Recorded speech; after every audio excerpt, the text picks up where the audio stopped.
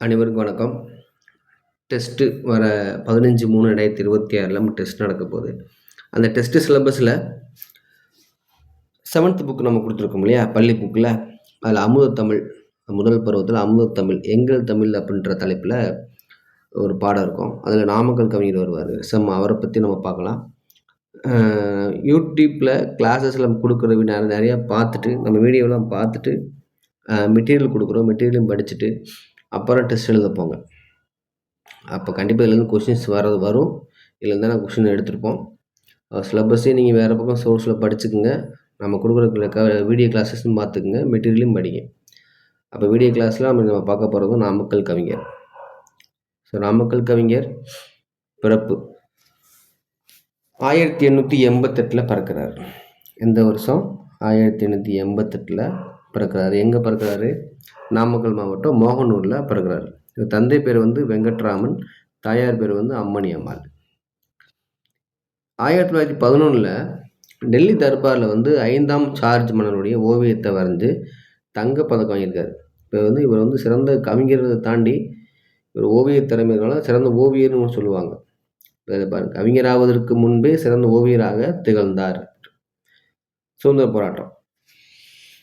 காந்தியடிகள் நார்த் இந்தியாவில் உப்பு சத்தியாகிரகம் இருப்பாங்க. ஸோ இங்கே தமிழ்நாட்டில் உப்பு சத்தியாகிரகம் நடக்கும். ஸோ எப்போ? 1930 அங்கே தண்டி யாத்திரைன்னு சொல்லுவாங்க. இங்கே வேதாரண்யன்னு உப்பு சத்தியாகிரகம்னு சொல்லுவாங்க. ஸோ வேதாரி உப்பு சத்தியாகிரகத்தில் பங்கேற்று தனது புகழ்பெற்ற கத்தியின் ரத்தமின்றி அப்படின்ற ஒரு பாடல் என்னவென்று பாடியிருப்பார். இந்த வரி அதிகமாக கேள்வியில் கேட்டிருக்காங்க. கேள்வி கேட்கலாம். கத்தியின் ரத்தமின்றி அப்படின்ற பாடலை இயற்றியவர் யார் அப்படின்னா நாமக்கல் கவிஞர். அரசவை கவிஞர். சுதந்திர இந்தியாவின் சென்னை மாகாணத்துடைய இன்றைய தமிழ்நாடுடைய முதல் அரசவை கவிஞராக இவர் இருந்திருக்கார். ஸோ எந்த வருஷம் பார்த்தீங்க அப்படின்னா 1949 அரசவை கவிஞராக இருந்திருப்பாங்க. சுதந்திரம் வாங்கி அடுத்த 2 வருஷத்தில் அரசவைக்கு அந்த ஆட்சியின் போது அரசவை கவிஞராக இருந்திருக்காரு. அடுத்து இந்தியாவோட உயரிய விருதுகளில் பத்ம விருதுகளில் பத்மபூஷன் அப்படின்ற விருது வாங்கியிருக்காரு. ஸோ இந்திய அரசுக்கு நாடு உயரிய விருதான பத்மபூஷன் விருது வழங்கி வருது. எந்த வருஷம்? 1954ஆம் ஆண்டு பத்மபூஷன் விருது கொடுத்துருக்காங்க. எப்போ இறக்குறாரு பார்த்தீங்க அப்படின்னா 1972. வருஷம் கொடுக்கல, நோட் பண்ணி. 1972 தனது 83வது வயதில் காலமாறார்.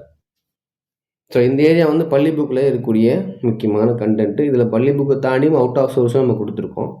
அதை தாண்டி சில விஷயங்கள்லாம் இருக்குது இவரை பற்றி. ஸோ ஒரு சிறப்பு பெயர் பார்த்தீங்க அப்படின்னா காந்திய கவிஞர். காந்தியோட கொள்கையை ஒரு பின்பற்றியது ஒரு அகிம்சை, இந்த மாதிரி சில கொள்கைகளை பின்பற்றியதால் காந்திய கவிஞர்னு சொல்லி இவரை சொல்லுவாங்க. நாமக்கல்ல பிறந்தனால ஒரு நாமக்கல் கவிஞர் அப்படின்ற பேர் இவர் கொடுத்துருக்காங்க. உண்மை கதைன்னு சொல்லுவாங்க. அதாவது இவருடைய சுயசரிதை உண்மையான தெளிவாக எழுதப்பட்ட ஒரு உண்மை கதை அப்படின்றது. ஸோ என் கதை அப்படின்ற தலைப்பில் தன்னுடைய சுயசரிதை என்ன பண்ணியிருக்காரு, எழுதியிருக்காரு. இவருடைய முதல் நாவல் பார்த்தீங்க அப்படின்னா மலைக்கல்லன். இந்த இந்த இந்த மலைக்கல்லன் நாவலை தழுவி தான், இந்த நாவலை தழுவி தான் எம்ஜிஆர் என்ன பண்ணிட்டு அந்த படம் எடுத்திருப்பாங்க. எம்ஜிஆர் ஒரு படம் எடுத்திருப்பாங்க. சிறந்த திரைப்பட விருதும் வாங்கியிருக்கும் இந்த படம். சிறந்த திரைப்பட விருது வாங்கியிருக்கோம். சரிங்களா? இவருடைய கவிதை நூல்கள் பார்த்தீங்க அப்படின்னா தமிழன் இதயம், சங்கோலி. இந்த சங்கோலி என்று அடிக்கடி கேட்கப்பட்ட ஒரு கேள்வி. கவிதா அஞ்சலி, நாமக்கல் கவிஞருடைய பாடல்கள், இதெல்லாம் உங்களுடைய கவிதை நூல்கள். இவருடைய உரையாடல் நூல்கள் பார்த்தீங்க அப்படின்னா திருக்குறள் புது உரை, கம்பனும் வள்ளுவன் அப்படின்ற நூல். ஸோ இந்த ஏரியா ரொம்ப சிறப்பு பெயர் பார்த்தோம். சுயசரிதை, முதல் நாவல் மலைக்கல்லன், கவிதை நூல்கள் தமிழன் இதயம், சங்கோலி, கவிதா அஞ்சலி, நாமக்கல் கவிஞர், நாமக்கல் கவிஞருடைய பாடல்கள். உரையடை திருக்குறள் புது உரை, கம்பனும் வள்ளுவன். இவருடைய புகழ்பெற்ற முழக்கங்கள் பார்த்தீங்க அப்படின்னா இதுலேருந்து கொஷின்ஸ் அதிகமாக ரைஸ் ஆகும். இந்த இவருடைய கூட்டு கொடுத்து யார் இதில் இவருடைய கூட்டுன்னு கேட்கலாம். ஸோ தமிழன் என்ற இனம் உண்டு, தனியாதவருக்கு குணம் உண்டு. இது அடிக்கடி கேட்ட ஒரு கேள்வி. கைத்தொழில் ஒன்றை கற்றுக்கொள், கவலை ஒன்று உனக்கு இல்லை அப்படின்னு சொல்லுவாங்க. காந்தி அடிச்சுவடையை போற்றுவோம், பாரத் தாயின் தலையில் மாற்று. ஸ்கூல் புக்கில் கிடையாது, நான் தெரிஞ்சு வச்சுக்கோங்க. நம்ம இம்பார்ட்டன் அவுட் ஆஃப் சோர்ஸில் வந்தாங்கன்னா இதுலேருந்து கொஸ்டின்ஸ் கேட்க வாய்ப்பு இருக்குது. அப்படி மேலே பார்த்தா தான் தமிழ் என்ற இனம் ஒன்று, தனியாக ஒரு குணம் ஒன்று, திரும்ப மேலே பார்த்தா தான். சரிங்களா? ஸோ நாமக்கல் கவிஞரை பற்றி பள்ளி புக்கை தாண்டி சில விஷயங்கள் வெளியாக பார்த்துருக்கோம். 7வது புக்கில் இதை விட கம்மியாக தான் இருக்கும். நம்ம அவுட் ஆஃப் சோர்ஸும் உள்ள கொடுத்துருனால இதை விட தெரிஞ்சு வச்சுக்கோங்க.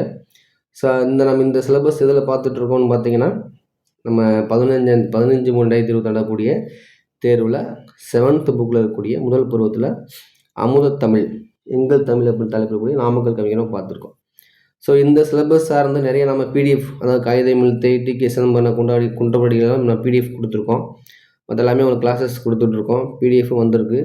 ஸோ இந்த கிளாஸஸையும் மெட்டீரியலையும் படிச்சுட்டு வரக்கூடிய 15ஆம் தேதி என்ன பண்ண எக்ஸாம் நல்லா பண்ணுங்கள். அடுத்தடுத்த கிளாஸஸ் உங்களுக்கு கொடுக்குறோம். ஸோ அதையும் பார்த்துருங்க, சரிங்களா? ஸோ அடுத்த வீடியோவில் அடுத்த கிளாஸில் நம்ம என்ன பண்ணலாம், சந்திக்கலாம். நன்றி.